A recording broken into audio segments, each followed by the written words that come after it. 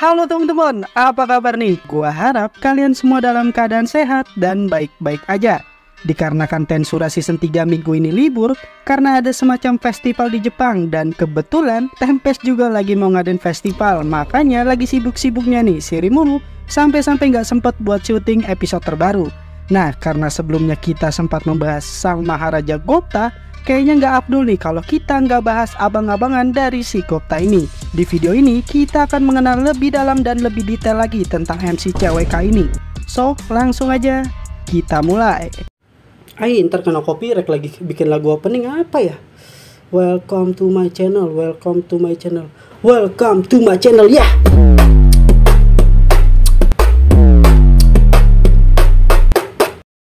Oke, sebelum masuk ke pembahasannya, gue mau disclaimer dulu nih kalau video ini gue akan rangkum melalui referensi light novel aja.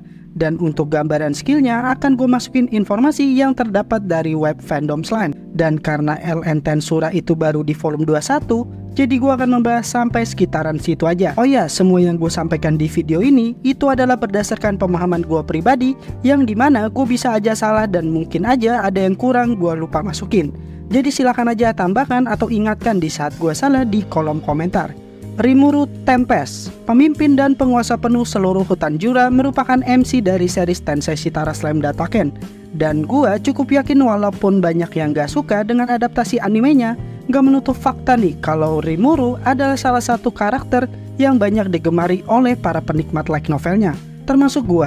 Yang dari awal nonton Tensura, gue langsung suka dengan karakter ini yang bisa dibilang ramah namun juga tegas. Dan satu yang gue suka dari series ini adalah perkembangan karakternya yang bertahap dan tidak begitu saja langsung jadi. Tidak seperti karakter yang langsung sempurna gitu. Dan juga konsep dan lore yang ada di series ini cukup gue bisa mengerti dan gue lumayan paham dengan apa yang disajikan pengarangnya. Oh ya, FYI aja nih, pengarang series ini itu bernama Fusei Sensei dan diilustrasikan oleh Mitsfa. Ya, agak asing sih kita ya dengan sosok-sosok satu ini. Namun, mereka lah orang-orang di balik suksesnya series Tensura ini. Nah, Rimuru Tempest adalah karakter yang bisa dibilang spesial karena hanya dialah yang tercatat mengalami reinkarnasi ketimbang dengan karakter-karakter lainnya yang datang ke dunia Tensura melalui summon atau pemanggilan.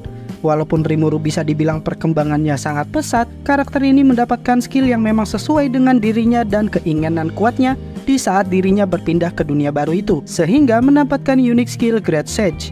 Seiring berjalannya waktu dengan pengalaman dan skill-skill yang dikumpulkan Rimuru, ditambah dengan penamaan yang dilakukan oleh sang naga badai Veldora, membuat Magicals Rimuru pun melonjak dengan sangat drastis. Setelah menjadi True Demon Lord, bukan hanya Rimuru namun Great Sage pun itu berevolusi menjadi Ultimate Skill Raphael, yang merupakan satu dari ultimate skill seri kebajikan yang berjumlah 14.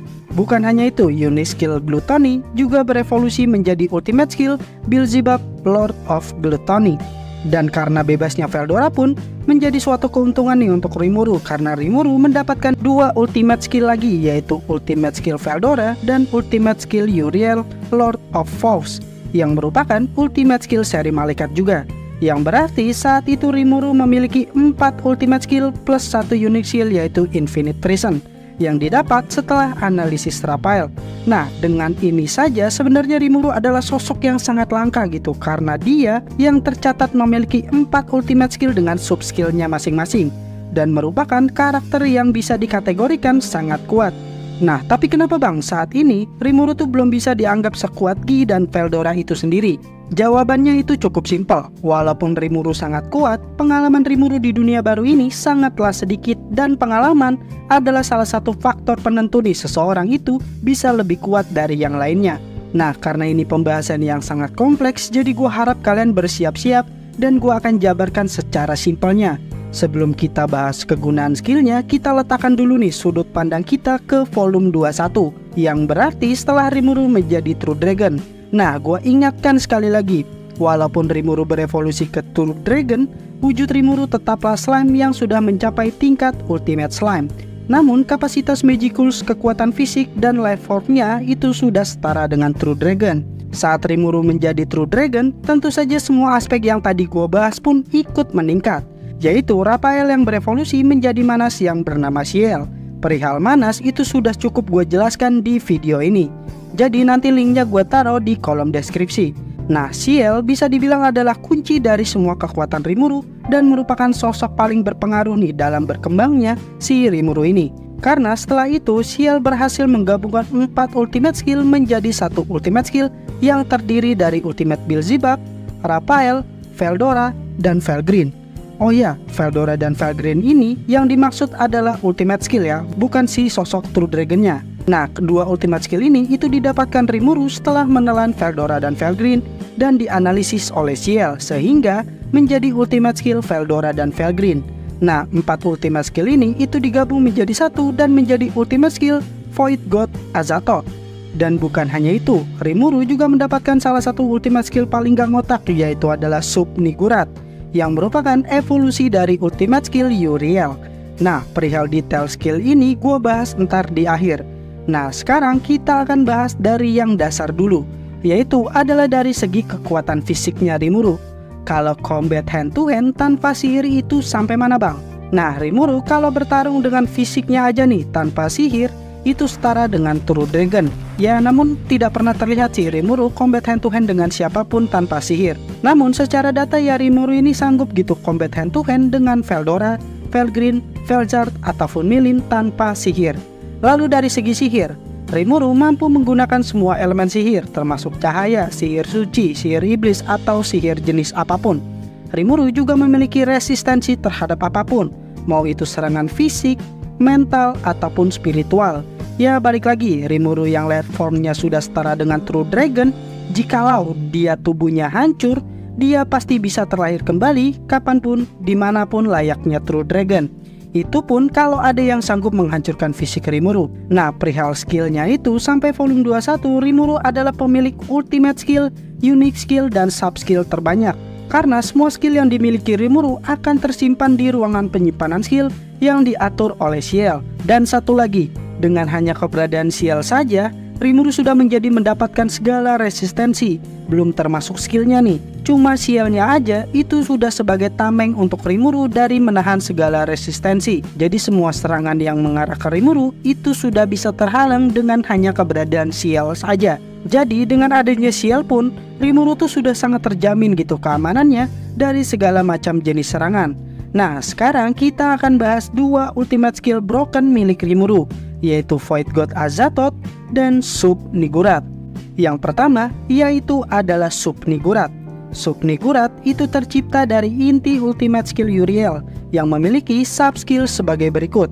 Yang pertama yaitu adalah skill creation, yang intinya Rimuru mampu menciptakan atau membuat skill, mau itu unique skill ataupun ultimate skill yang didapatkan oleh data yang dianalisis oleh Ciel. Lalu ada skill duplication, yang intinya Rimuru mampu menduplikasi skill yang sudah ada datanya tadi menjadi skill yang sama persis dan menjadi milik Rimuru.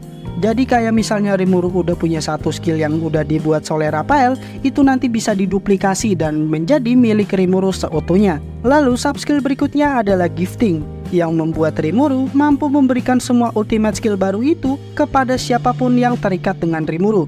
Dan skill ini sudah pasti cocok dengan para penerimanya. Dan yang terakhir adalah skill storage atau tempat penyimpanan skill yang sudah didapat, dibuat, diduplikasi atau dicuri dan akan disimpan di dalam tempat penyimpanan skill ini. Nah, gua bisa-bisa aja gitu nyebutin semua skill yang ada di storage ini. Namun gua takut video ini malah jadi kepanjangan dan kalian malah kehabisan kuota karena kelamaan. Gua cuma nyebutin skill-skill yang ada di tempat penyimpanan ini. Jadi gua tampilin aja di video ini. Dan silakan kalian pause dan baca sendiri skill-skill yang ada di tempat penyimpanan Rimuru ini. Seperti yang Anda bisa lihat, semua yang ada di sini adalah ultimate skill dari seri kebajikan, seri iblis ataupun ultimate skill lainnya yang ada di tempat penyimpanan Rimuru. Kebayangkan kalau gua sebutin satu-satu, ini akan sepanjang apa? Nah, semua skill ini itu dapat Rimuru gunakan jika Rimuru mau, kapanpun, dimanapun. Jadi kebayang Rimuru itu sebroken apa. Dan ingat, ini itu hanya bagian dari sub skill dari satu ultimate skill broken Rimuru. Oh iya, gua ingatkan, sekalipun skill yang ada di penyimpanan ini dikorbankan, Ciel akan membuatkan skill yang sama persis dan Rimuru tetap tidak akan kehilangan skill yang sudah dikorbankan itu. Sebagai contoh, Beelzebub yang dikorbankan untuk menahan serangan Melt Slash-nya si Hinata. Raphael mampu merecover Beelzebub kembali, padahal Saat itu Rimuru belum menjadi True Dragon dan belum memiliki sub Nigura.